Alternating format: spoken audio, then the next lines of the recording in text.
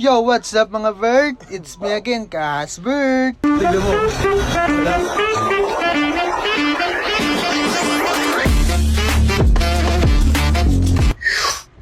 So, ayun na nga mga Bert, another vlog para sa day 3. Let's go! Maaga pa nga lang mga Bert, kaya nakuha namin magkape. Hala. Dito na kayo dito sa P4 lang. P4 terminal, no?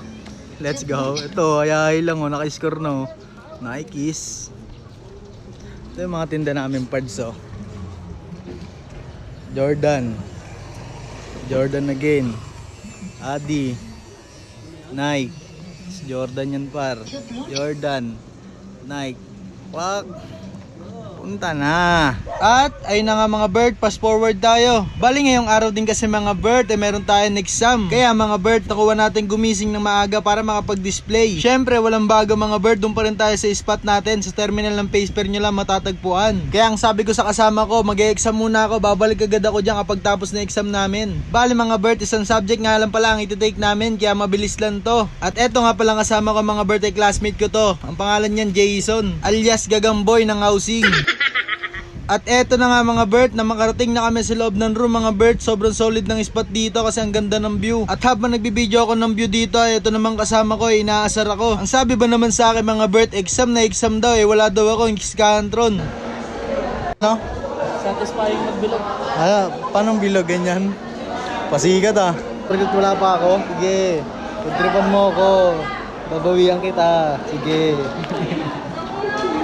Natin na tayo ng scantron.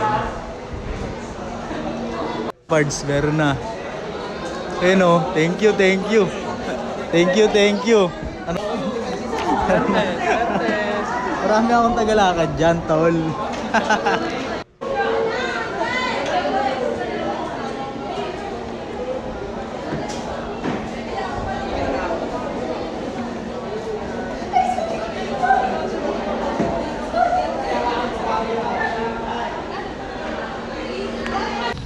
Oh, ganun lang kadali, tinapos, di bro, yan.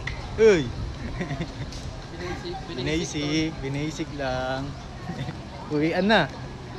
At ayun na nga mga Bert, syempre ito ang pinakinaantay natin, uwian. Kaya mga Bert, hindi na tayo magsasayang ng oras. Kailangan na natin mga Bert makabalik doon sa ating ukayan para makapagtinda na ulit tayo. Grind lang mga Bert, diskarte lang tayo sa malinis na paraan. Balik tayo mga Bert, pagkababa ko nga ng tricycle na nakuha ko na maglakad. At ito nga pala yung sinasabi ko sa inyo, yung terminal ng Phase 4 mga Bert. Sa pinakakanto niyan mga Bert, ay makikita nyo na ang ukay-ukay natin tinitinda. At matapos nga ng ilang minutong paglalakad mga Bert, ay nasilayan na natin sila kung paano magbantay. Tignan nyo naman kasi mga Bert, para mga pagod na. Grabe naman kasi ang katirikan ng araw mga Bert, kaya talagang dadalawin ka na antok mga Bert. At ay na nga mga Bert, bali ang sabi ko nga pala sa kanila ay magbibihis lang ako. At pagkatapos ko nga magbihis mga Bert, nag-usap-usap kami na maghanap na spot. At subukan daw namin dito sa may Phase 1 o palengke ng aming lugar. Kasi nga daw mga Bert ay maraming nadaan tao dito. At eto nga pala ang kasama kong si Romel, na ilatag na nga rin pala natin niya mga Bert. At bali mga Bert, hindi nga pala natin na ilatag lahat. Kasi nga mga Bert, hindi kakayanin ng e-bike ni Toto o ni Pamis. Kaya ang nadala lang natin mga Bert ay mga t-shirt. Pero di bale mga Bert, susubok lang naman tayo. At share ko lang mga Bert, sa pagsubok natin dito sa spot na to ay nakabenta lang tayo ng isang t-shirt. Not bad na yun mga Bert, ang mahalaga meron. Kaya hanggang dito na lang din tong vlog na to. Follow and share mga Bert, maraming salamat.